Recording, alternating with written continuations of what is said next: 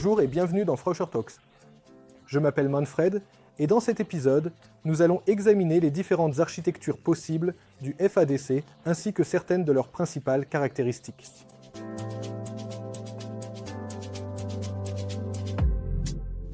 La flexibilité du FADC permet d'adapter le système en fonction des exigences spécifiques du projet afin d'assurer une réalisation optimale de celui-ci.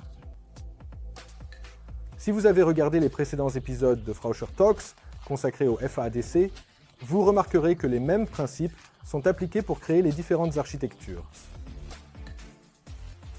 Commençons par une architecture centralisée.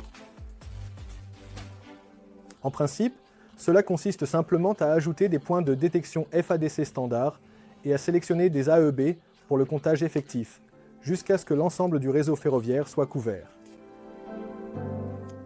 Dans l'exemple illustré sur l'image, nous utilisons l'interface Ethernet à sécurité intégrée pour la communication avec un poste d'enclenchement numérique.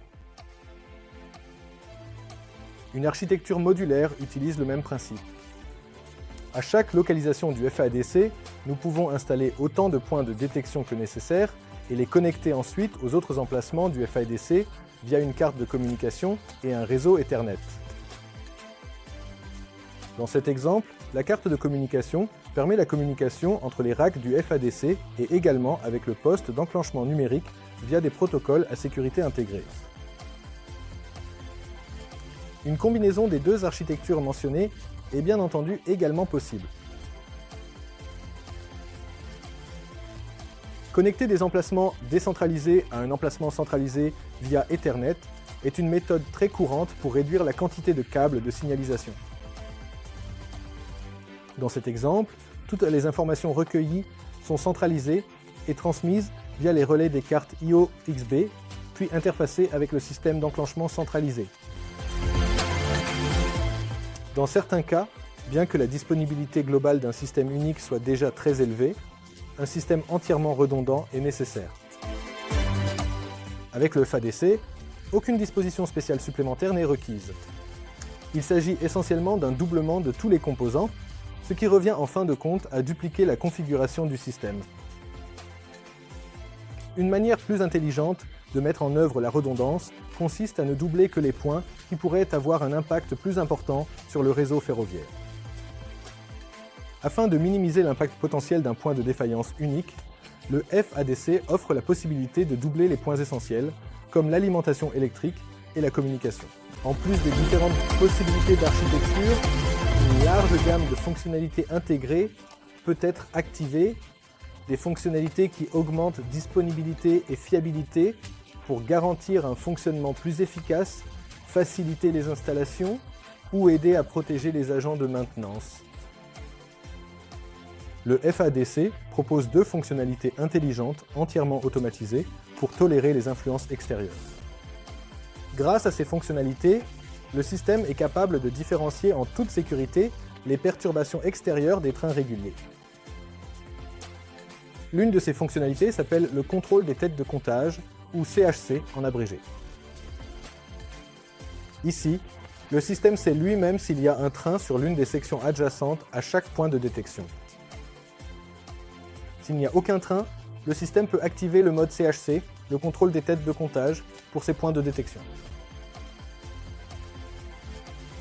Si une perturbation survient, par exemple en raison de travaux de maintenance, le système est capable de la différencier d'un train régulier en circulation et supprime donc la perturbation.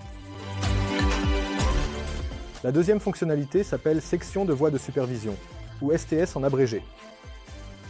Grâce à la flexibilité et aux capacités de communication interne du FADC, des sections de voie superposées virtuellement peuvent être évaluées.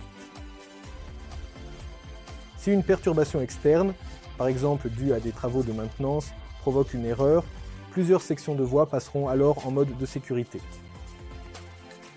Cependant, toutes les sections superposées ne sont généralement pas affectées, de sorte que ces informations peuvent être utilisées en toute sécurité par le système pour corriger de telles défaillances. En raison du statut libre de la section de voie STS2, le système est autorisé à effectuer des réinitialisations automatiques par des procédures top-down, puis de bottom-up. Après la procédure, le système a pu se corriger en toute sécurité. Une autre fonctionnalité du FADC est la possibilité pour le mainteneur de bloquer une section de voie au moyen d'un signal externe, soit via l'IO-EXB, soit par un protocole Ethernet sécurisé comme le Frauscher Safe Ethernet. Cette fonctionnalité permet à l'opérateur de basculer à distance certaines zones du réseau ferroviaire en état occupé afin d'assurer la sécurité de son personnel de maintenance. De plus, une fonction intégrée de synchronisation de sections de voie peut être configurée afin de synchroniser en interne deux sections de voie vers une seule sortie logique. Cela peut être pertinent pour les systèmes redondants afin de synchroniser automatiquement deux sections de voie redondantes. Cela pourrait éviter la duplication du câblage ou simplifier la logique dans le système de niveau supérieur puisque le système de comptage lui-même prend en charge la synchronisation logique des sections de voie. Comme vous l'avez déjà entendu, la carte IO-XB fournit toutes les interfaces d'entrée et de sortie nécessaires pour les sections de voie. Elle offre 3 entrées de réinitialisation différentes qui peuvent être librement configurées pour chacune des 2 sections de voie. Les réinitialisations suivantes sont possibles: réinitialisation directe, réinitialisation préparatoire, réinitialisation conditionnelle ou même une combinaison de ces variantes.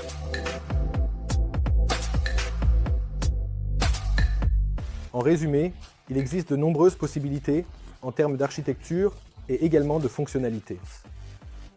Si vous souhaitez en savoir plus sur les fonctionnalités ou les commandes de réinitialisation, je vous recommande vivement de regarder les épisodes correspondants de Frauscher Talks. Merci à tous de nous avoir suivis à nouveau et à bientôt dans les prochains épisodes de Frauscher Talks.